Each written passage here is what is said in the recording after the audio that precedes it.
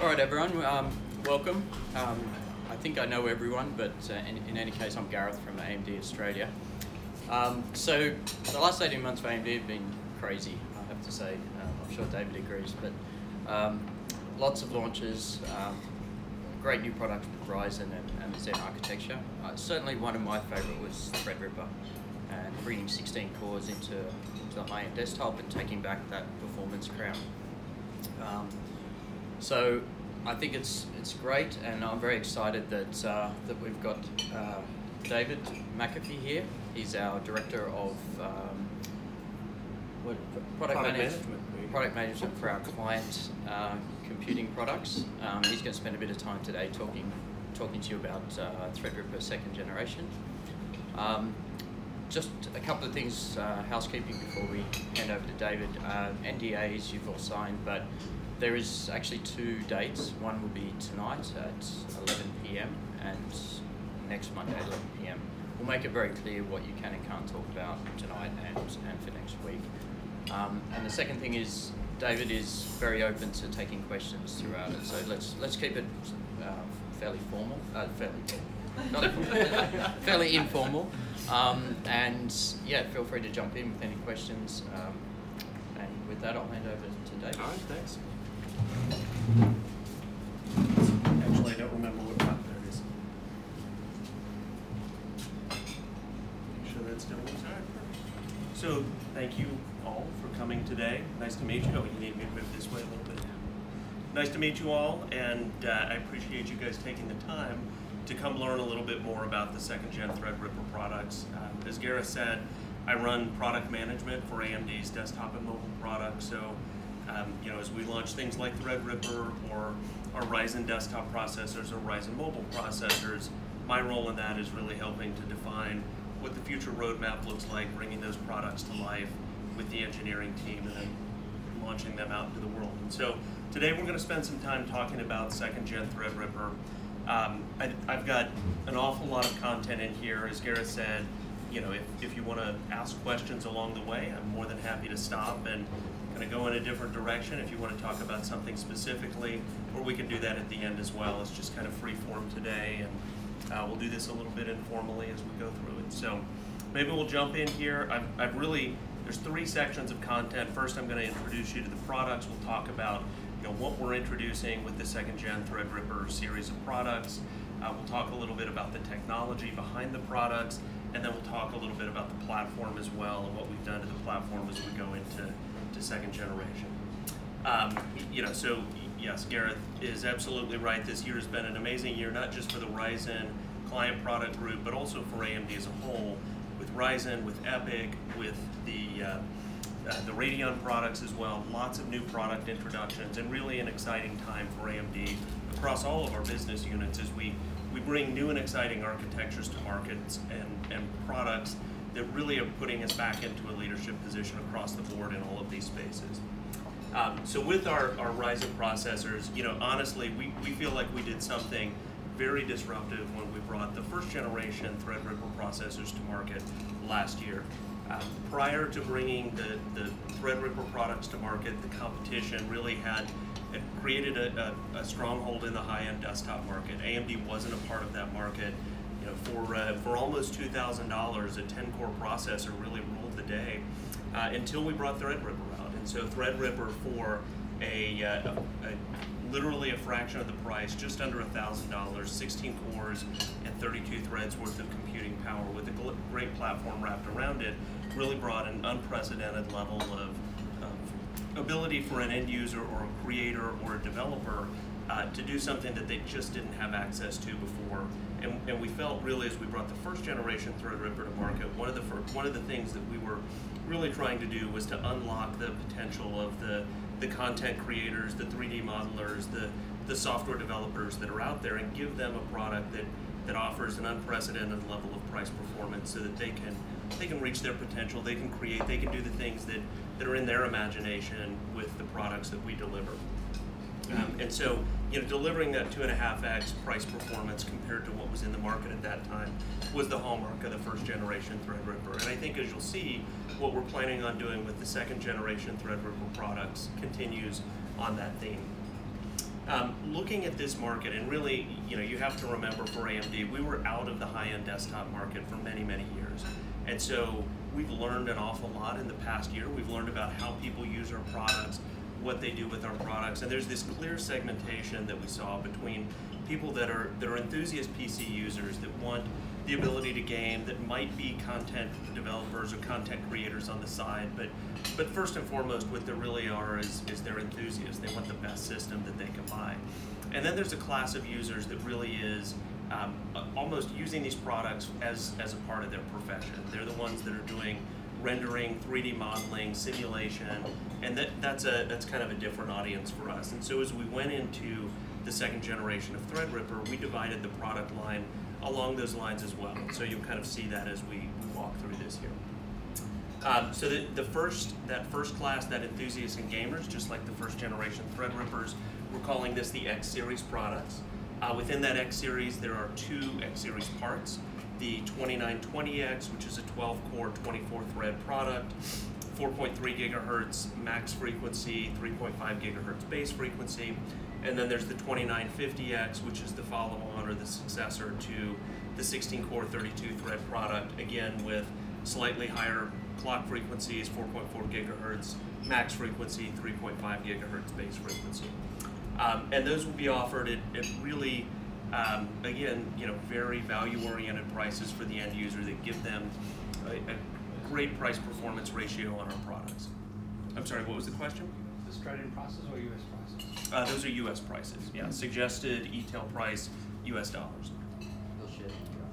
And you'll notice that one of the things that we've done here is, compared to the first generation, these prices are a little bit lower for the second generation. Part of that is because we saw these price points over the life of the first generation products really resonate with the market and end users who were buying these platforms. And so we felt this was the right point to bring these second generation products out at still bringing more value to them, more performance for each of these products. So with those, let's talk a little bit about performance and what you can expect to see on these products. So I think first and foremost, looking at a generational comparison between our second gen Ryzen Threadripper processors and the Core i9 7900X, which is really kind of almost an equivalent price point comparison here.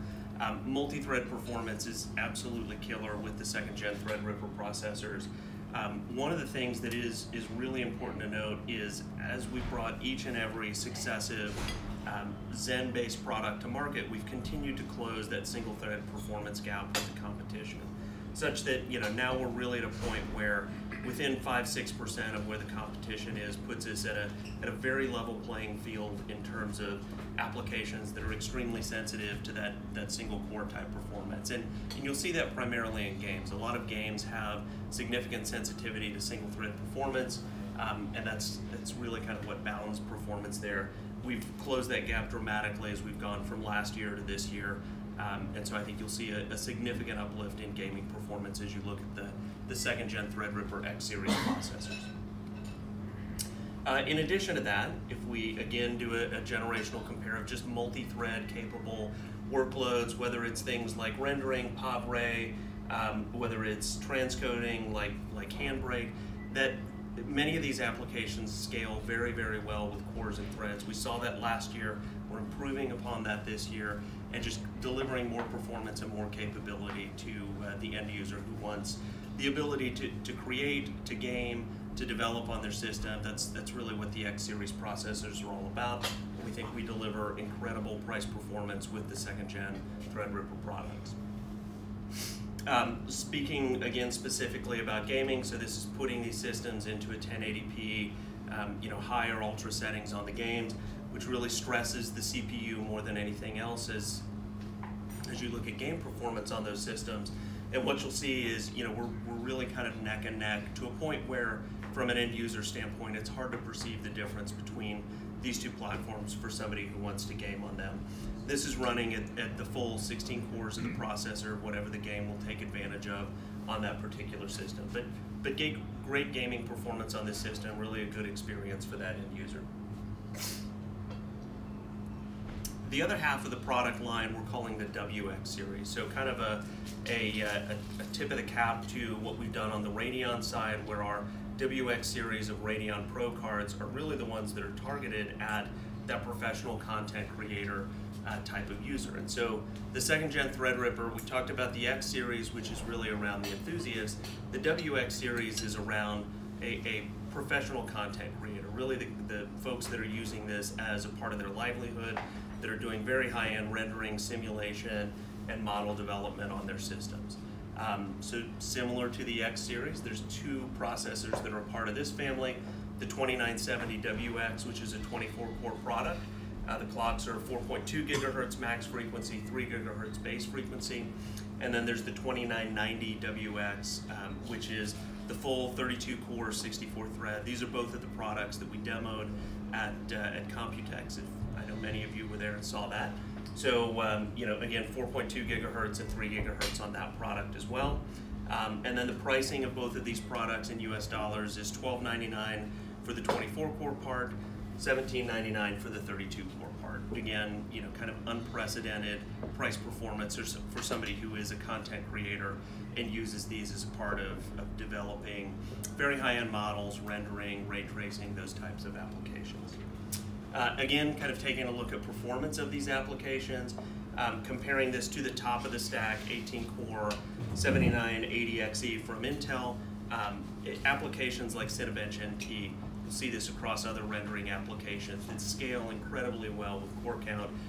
We just deliver a monumental performance benefit for the end user that wants to run in those types of systems. And here, that single thread gap is even closer than what you saw in the X series products a moment ago. So we have a great ability really to scale from single thread to multi-thread across the products and deliver a really compelling experience.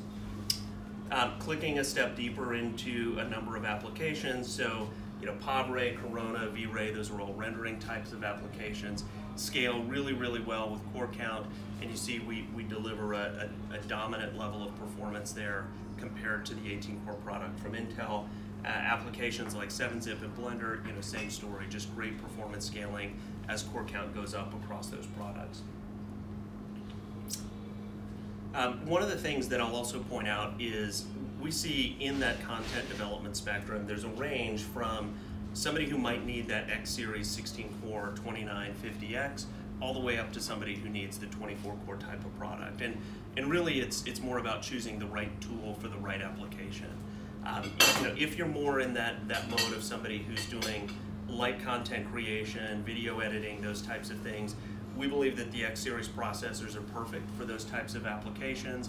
A lot of the open source applications like Blender and Handbrake, etc., do a great job on that 16-core processor. The 32-core processor we see really as leaning more toward, you know, kind of the high end of the spectrum, whether it's things like Avid or Maya or Mudbox, those types of, you know, really professional applications that are going to be the, you know, multi-$1,000 per seat type of license. Many of those scale very, very well with the core count that we deliver in the 2990WX. And what we've seen from studios that we work with and end developers where we've seeded early hardware to them is they're seeing that in their day-to-day workflow, seeing good results from the way that they get performance scaling out of the higher core count processors in the WX series, and what that means to them in terms of their ability to get their work done faster and do more with these products. Excuse me, so looking at a few examples of that, I kind of covered that on the prior slide, so I'm going to skip through that. But looking at this across, you know, the X series products, so then this is really a range of first gen to second gen comparison across heavy workload type of applications. I've talked about V-Ray already, but Adobe Premiere Editing, Maya Animation, Adobe Dimension Graphic Design, Monte Carlo simulations, a lot of the things that you'd see in like a spec WPC type of workload. Generationally, you know, again, this is first gen Threadripper to second gen Threadripper. We're still seeing significant performance uplift that comes along from first gen to second gen, just like we were able to do from first generation to second generation in the Ryzen family of products. I'll talk about some of the reasons behind that, but a lot of it is is the same things that we did in 1st gen to 2nd gen Ryzen. It's 12 nanometer, it's using the Precision Boost 2 algorithm to get better matching of what the system is trying to do to getting the maximum frequencies at every point in time. And some of these applications, like Adobe Premiere, there's a pretty massive uplift that we're able to deliver generationally with essentially the same architecture of the product. So I think end users who are doing those types of creative applications will see a really good step for themselves. Looking at the 2990WX again against the 18-core product from Intel, what you'll see here is really some areas that really stand out for this product as kind of the key use cases that it's great at. Things like rendering, things like financial simulation, compiling. Those are examples where there is great performance scaling, great uplift that comes with the massive number of cores that go along with the system. That being said, there's a lot of areas as well where you don't have the ability to take advantage of all 32 cores. And so this is, kind of as we look at that spectrum of creators and what they do and how they do it, we think there's some areas where this is going to be a product that is perfectly suited for somebody who's doing modeling or somebody who's doing 3D simulation or rendering. Some of these other applications will take time, just as we found with 1st gen Threadripper, for the software ecosystem to evolve, to take advantage of all the cores that are available on that processor. So we expect this, kind of over time to migrate up as more and more resources are available to the software developers, who can then in turn take advantage of those things in their applications. So I'll switch gears a little bit and we'll talk about the technology behind the processor, what we did under the hood to get extra performance out of the product. Certainly the Zen Plus architecture is a part of it. So a lot of these things, if you're familiar with the 2nd gen Ryzen processors, this is going to be a repeat of many of those things, because honestly, we took a lot of the stuff that we learned with 2nd gen Ryzen and applied that to 2nd generation Threadripper. So, enhancements to the Zen architecture that improve memory latency, cache latency, just making the processor faster at accessing all levels of the memory subsystem has allowed us to take advantage of some of the areas that have significant sensitivities to memory latency. Games are a great example of this. As you look at gaming performance, 1st gen to 2nd gen, there's a pretty significant step that you'll see, and a lot of that's driven by many games are very latency sensitive, and that shows up in the game performance results that we see 1st gen to 2nd gen. A lot of that comes from 12 nanometer. 12 nanometer really has allowed us to push more frequency at the same voltage, or the same frequency at a lower voltage, lower power, and so you get more power efficiency that plays into capabilities like that Precision Boost 2 algorithm to help you drive to a higher frequency at all points in time and give yourself a better experience overall. And actually I think, Sensimai's next. Okay, so Precision Boost 2 is a part of that. I'll talk about that a little bit. XFR2 is another part of what we did on this part. XFR is the extended frequency range that allows the processor to run at a higher speed. And then there's some other tricks that we did at a platform level that we'll talk about in a few minutes. So Precision Boost 2, this really was one of the most significant advancements from 1st gen to 2nd gen in the Ryzen product family. If you take a step back for a second, there's an engine within the chip that manages frequency and voltage on the processor cores at all points in time. With 1st gen Ryzen products and 1st gen Threadripper products, it was a fairly simple algorithm that had kind of a step function to it. When few cores were running, it would run at a very high frequency. Once you crossed your threshold, then you would drop down to more of a base operating frequency. There's a little bit of variability to it, but think of it simply as kind of a step function that really defined the operation of that 1st generation of products.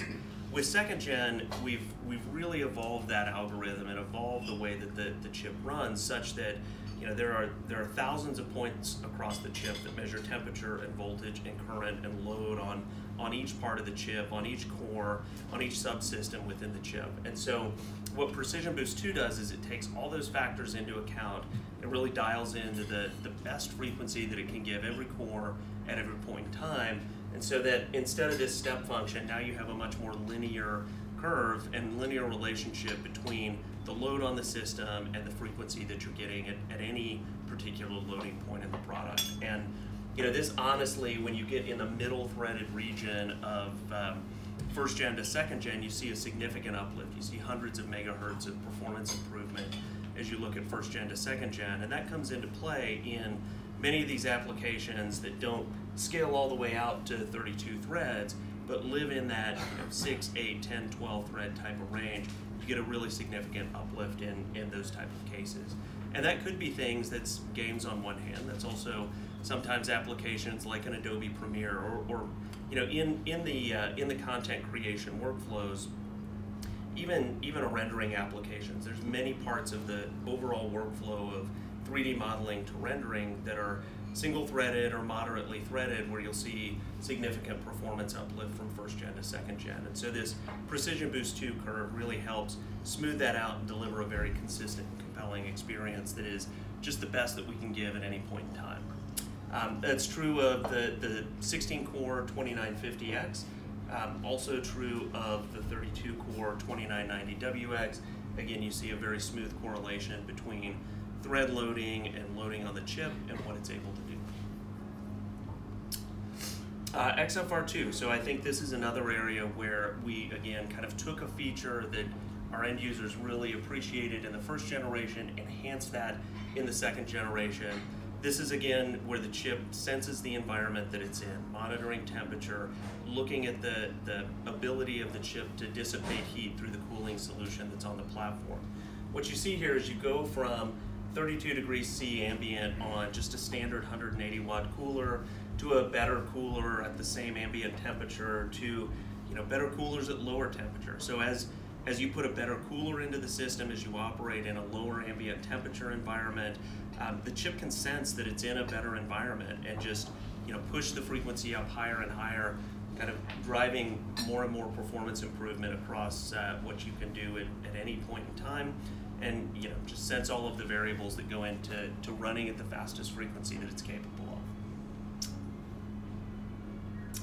I guess the other thing that I would say, and this is actually a really important part, is these Threadripper parts truly are the cream of the crop. So as we look at all of the silicon that goes into the Ryzen family, only the top 5% of the die are candidates to go into the Threadripper processors, and not even all of those become Threadripper processors. So it's really skimming the best die out of the entire population, ones that can run the fastest, ones that have the lowest leakage, so that we have really good energy efficiency on the parts as well.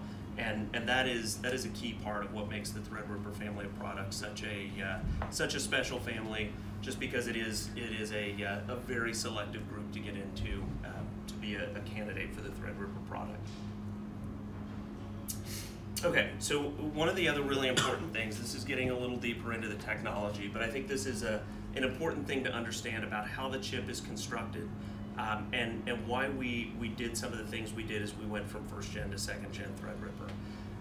One of the things we felt was very important was maintaining platform compatibility between first gen Threadripper and second gen Threadripper.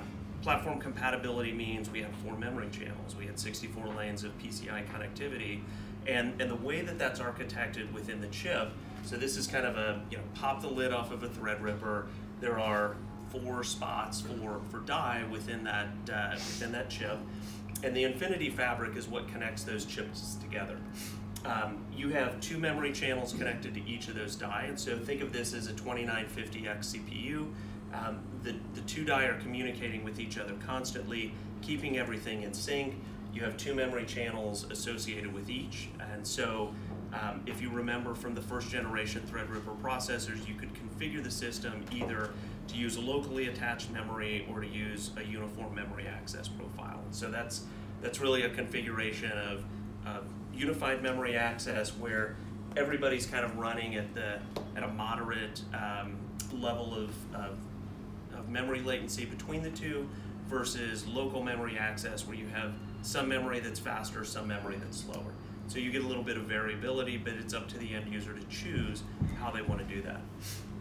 As we went to the second generation Threadripper processor and added the 32-core product to the family, there was an additional complication or an additional thought that went along with how do we architect this to be the best product for the end user?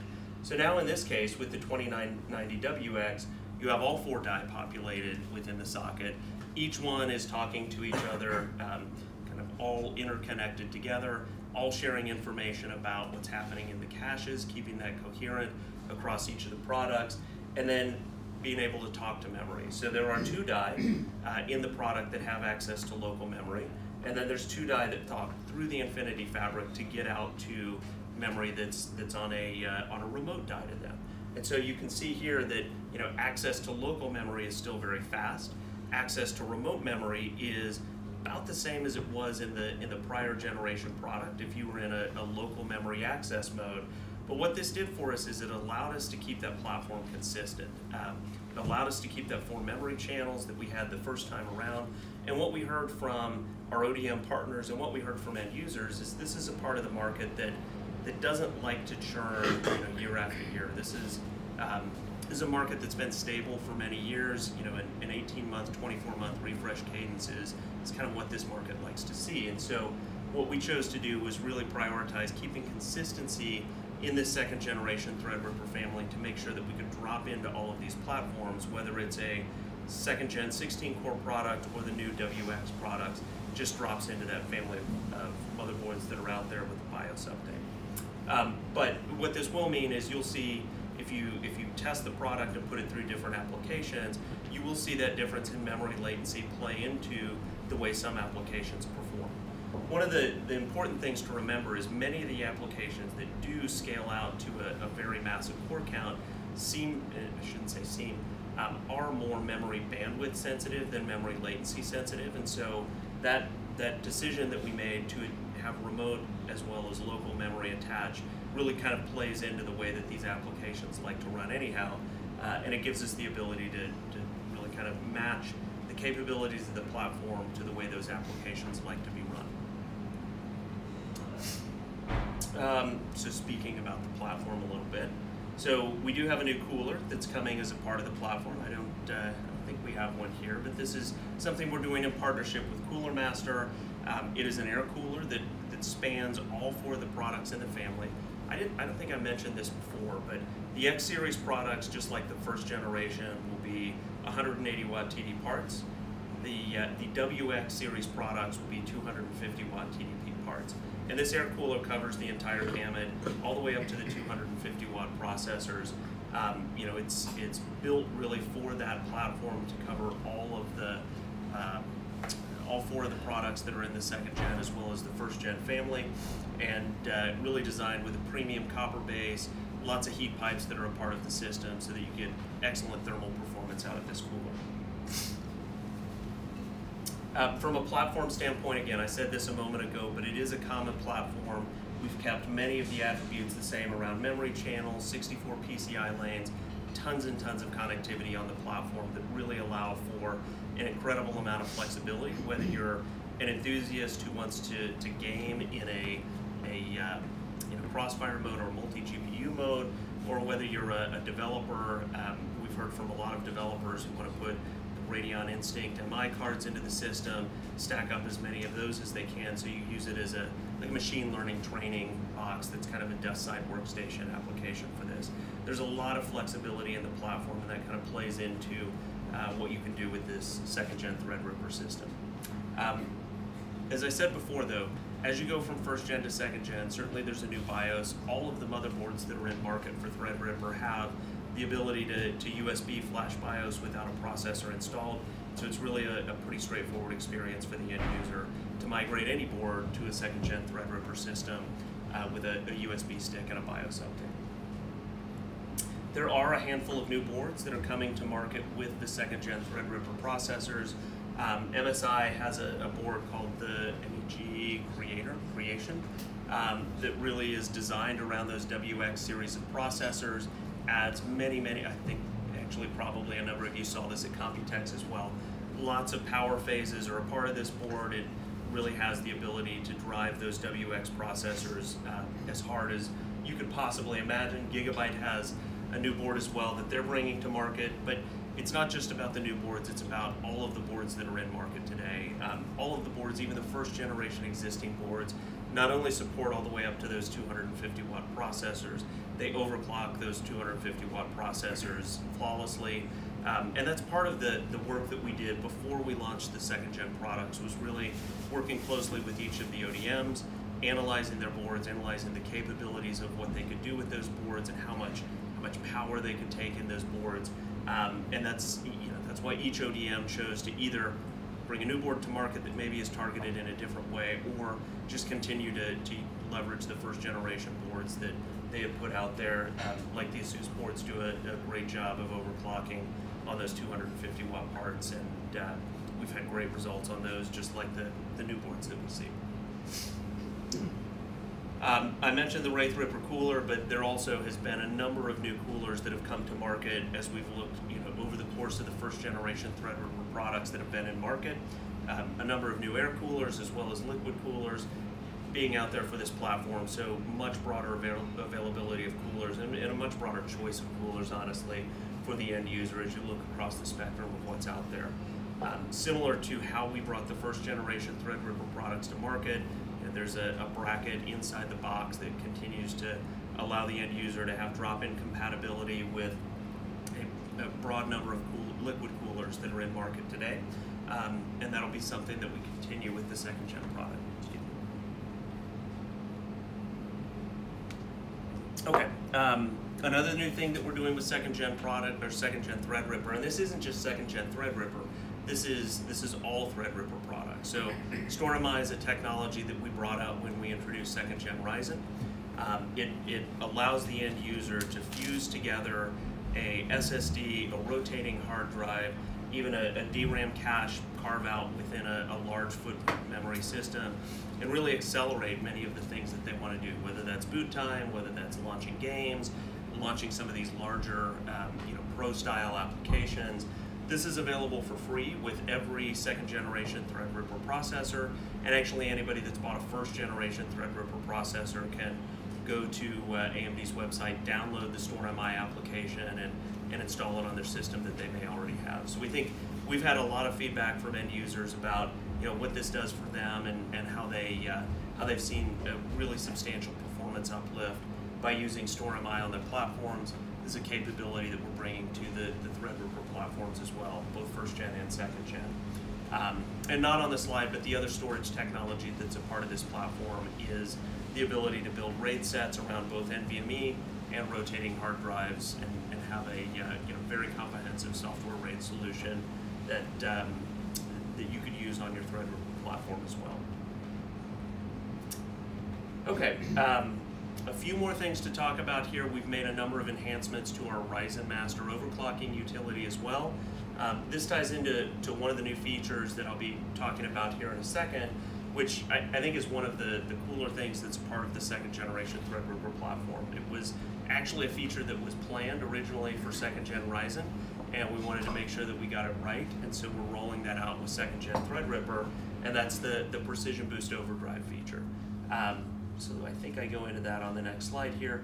In first gen Ryzen, first gen Threadripper, the ability to run in automatic mode where frequencies and clocks are controlled by the system management unit on the processor itself, is really kind of how the system operates out of the box. And then you can manually overclock that to kind of however you wanted to run it at a fixed frequency.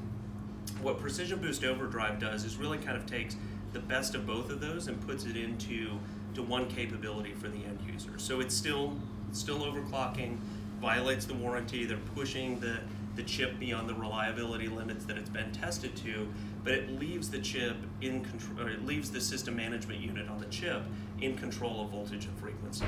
So what this does is it allows the user to go specify different limits for what the board can do in terms of electrical design, current, thermal design, power, etc., so that they can really manage different aspects of what their board can do and tweak it beyond what it would do out of the box naturally. Yet the system management unit is still controlling frequencies. So you get that variation of hitting high boost frequencies like a manual overclocker would do, higher base frequencies when you have a workload that's demanding of all cores, Yet when you're in a mode where you only have a few cores running, it'll drop down into a lower power state and just kind of give you that balance that you would get by running the part in kind of out of the box mission mode, as we call it.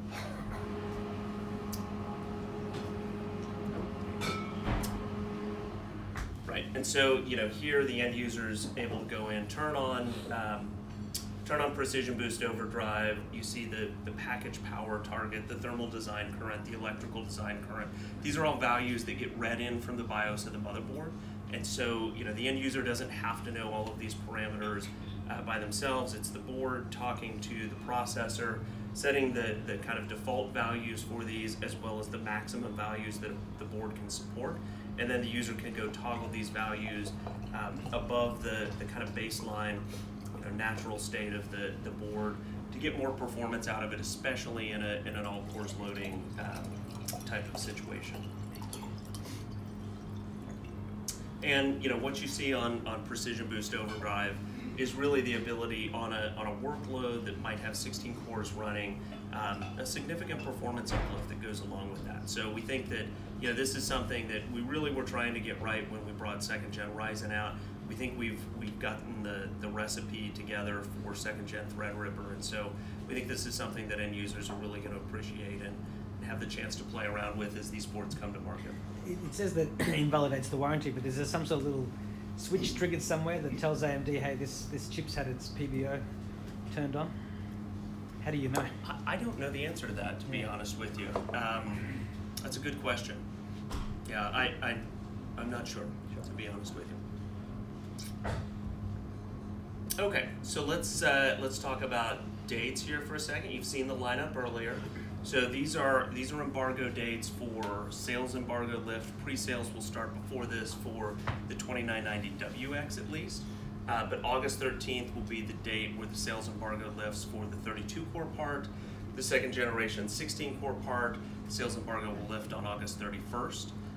And then the 24-core and 12-core parts will trail a little bit. Those will come to market in October with a specific date to be specified later. See some pictures there, we'll give it a second. And then I think from a pre-sale, August 6th, this is so I guess this would be tonight. This is August 6th morning US time. So tonight, pre-sale will lift for the 32-core product, and that's kind of a global pre-sale embargo will start tomorrow. Gareth, do you want to talk about the other embargoes that go along with the product? It might even be on the next slide. Okay. Yeah, so I think that's actually the next slide here. Okay, so the unboxing and pre-sale is tonight, obviously. I will share this afternoon local pricing along with a deck that has anything that you can talk about today or tonight, which is 11 PM our time. Anything else that we give you after that, including the contents of today's presentation, will be next Monday, similar time, Australian time. All right, so I think with that's 2nd generation Threadripper in a nutshell. There, I think that there's some really exciting things that are a part of this platform, and we've got this separation between the enthusiasts and the creators. I think is really a big step for us, and it kind of points us on a path now that we've learned an awful lot with 1st Gen Threadripper about how the market's divided. And so we're really hopeful that as we go into 2nd Gen Threadripper, this is going to align really well with how people actually use the products. So with that, I think that's my last slide there, and I know there's more food coming, but happy to answer any questions if you guys have them. It's been a long time since I've programmed. The default program development tools will support what? 4 cores and 8 threads? Or do they support a lot more than that now? They support many more than that. So it really, 32 cores is about the limit of where I believe standard client Windows products end. Beyond that, you move into a workstation regime or a server regime. But a lot of the core count and threadedness for a particular application is dependent on how that application developer writes their app. So something like a rendering application, for instance, will fan out and use as many logical processors as it sees in the systems. Many game applications, even kind of at the other end of the spectrum, will look at the resources available in a system, and in a case of the 16-core Threadripper processor would see 32 logical cores, yet it may say, I only need 6. And so it kind of spawns or creates its processes around the optimal number of optimal number of threads that application would want. So, what we have seen is as software developers have seen the growth in core count from us and from the competition, honestly, over the past couple of years. If you rewind the clock just 2 years ago, 4 cores and 8 threads was really the pinnacle of what what most end users could get their hands on at a reasonable price. And now that game has changed dramatically, both from us and from Intel. And application developers are starting to move in that direction for applications that kind of have a natural tendency to be able to take advantage of that. That's not to say that every application can use 16 cores. Heck, not every application can even use 8 cores, but we definitely see a trend from a lot of the software developers to move more in a multi-threaded direction, because I think they just see what's happening in the industry, and they see this as a way to deliver better performance out of their software through more multi-threading.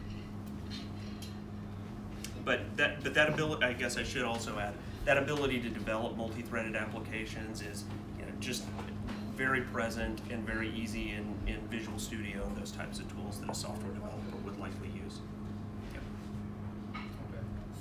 Yep. With the 2990 WX, right? If you were to drop that into, say, your lower end X399 board, which had been available from Threadripper launch, you're not going to see diminished performance. Not at all. From that. No. In fact, we've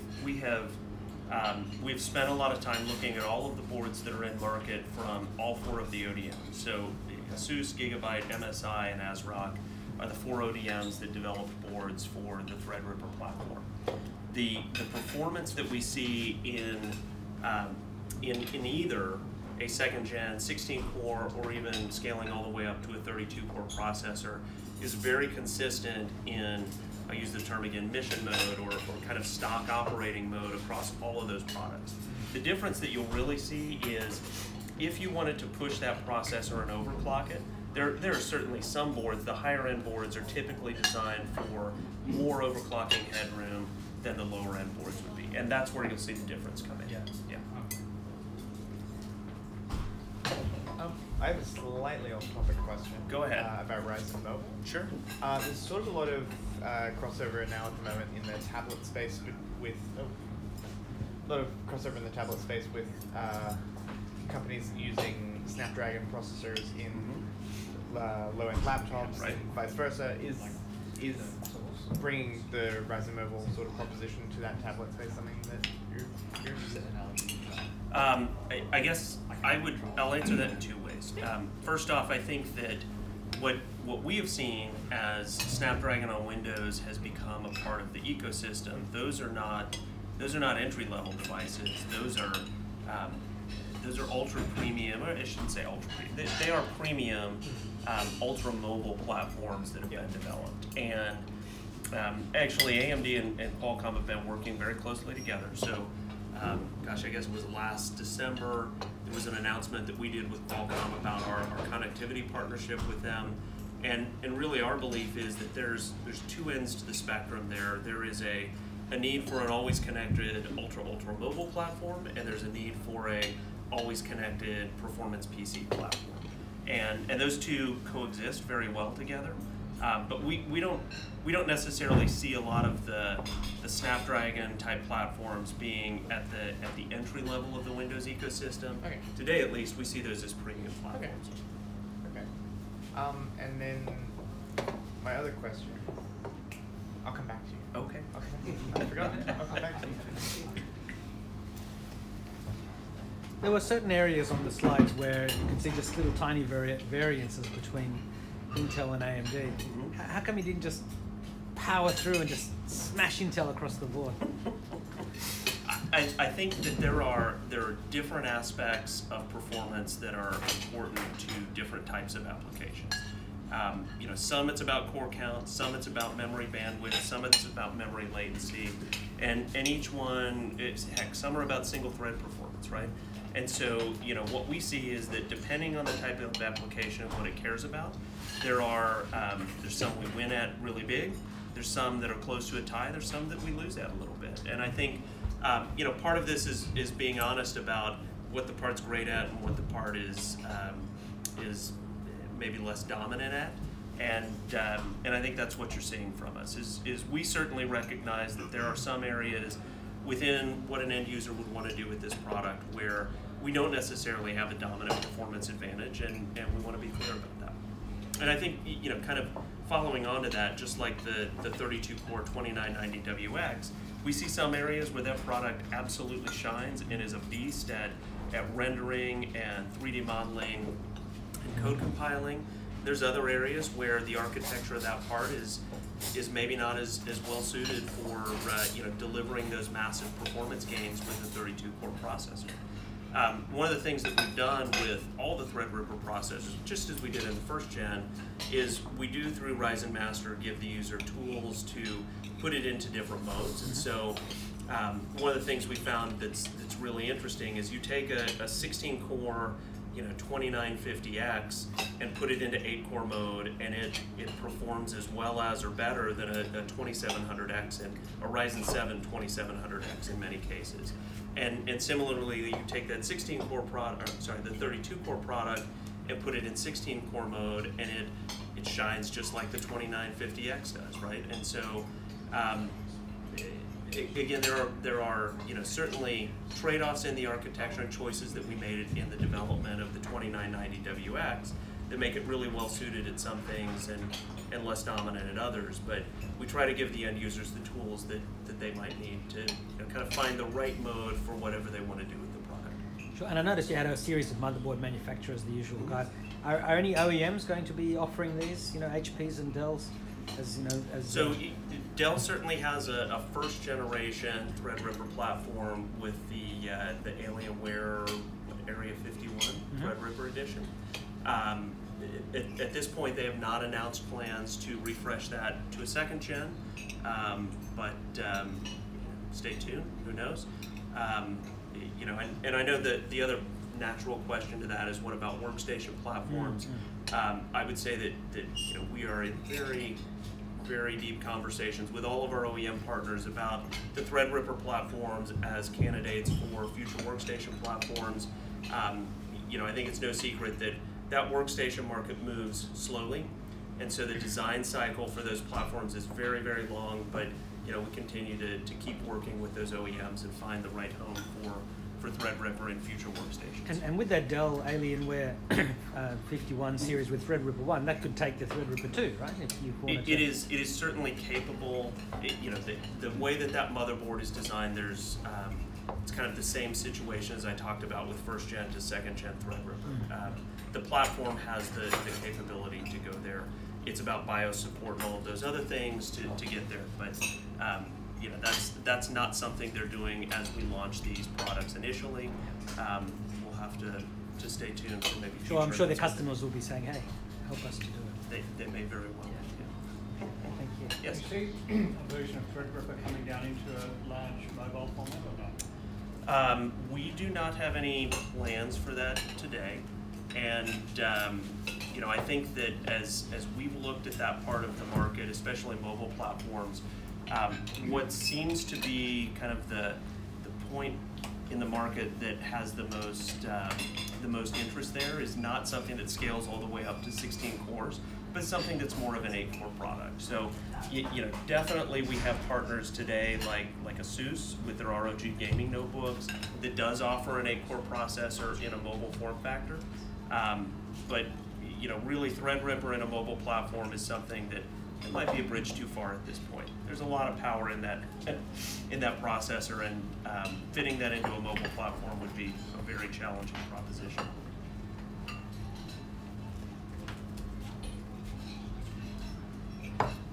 So behind the scenes work must also be well underway on the third gen.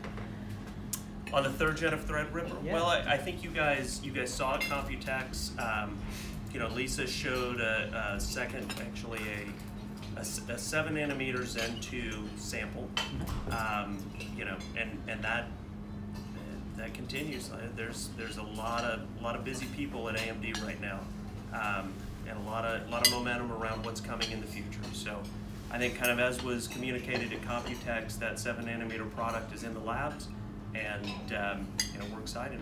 We're very excited about the future. Good stuff to come. How thin can you go? Pardon me? How thin can you go? How thin can we go in terms of? Nanometers? There is 7 nanometer really is the state of the art at this point in time. We have a number of foundry partners that we work with, and 7 nanometer is on the leading edge of technology right now. Where that goes from there, honestly, I think there's it's anyone's guess as to how quickly the world moves beyond 7 nanometers to something even smaller. But I think one of the things that we see is that we'll continue to work with the best and the brightest in the industry to find the right foundry partners to build the most compelling products that we can, and we think 7 nanometer has a lot of potential for us. Do you think there might be a bit of skullduggery around pricing upon release from acquisition? I don't know, to be honest with you. I mean, when it was released, they were. Yep, exactly. So we certainly we did not price these products thinking about the competition. We priced these products thinking about what resonated in the market as we watched the performance of the first generation Threadripper products. And so I think we feel like where we price the products is the appropriate place for what the market will want. How the competition responds, I guess that's up to them. Yeah. That's a real theoretical question. Yep. Today we heard about the new graphene polymer batteries that are coming out, and instead of running at 5 volts, they're running 24 volts. What's the reason we're still sticking with the 19 volt, 12 volt type, 5 volt type power supply for these sorts of things? When are we moving to something that's going to be different, like the graphene polymer battery is shown today? That's a very good question. I think that whether a system runs it on an 18 volt battery or a 24 volt battery or whatever the case may be, every notebook system is designed with power regulators and power supply systems that adapt it to what a CPU needs, or a GPU, or whatever other components in the system that need to be there. And I think ultimately it comes down to for the OEMs, the HPs, the Dells, the Lenovo's that are building systems, what's cost effective for them? When is that technology mature such that they can incorporate it into a product? We have the ability to work with many of those things, and looking at the leading edge of, for AMD, whether it's battery technology or display technology or anything that goes into a platform, we continue to work with the entire ecosystem of partners to make sure that we're ready for it.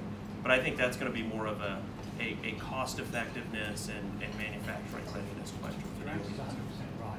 So I'm not arguing with that. But have we got the right platform in our PC server type area, or should we be looking at 100 volt PC? That's a good question. I don't know the answer to that one. All right. It feels like we're at a slowing down point. I'm going to sit down and eat. Yeah. It looks delicious. But feel free to ask any questions. Thank you. There's a bunch of leftover entrees if you want any of the entrees. I'll tell you what. I'll just start with what's here. Thank you.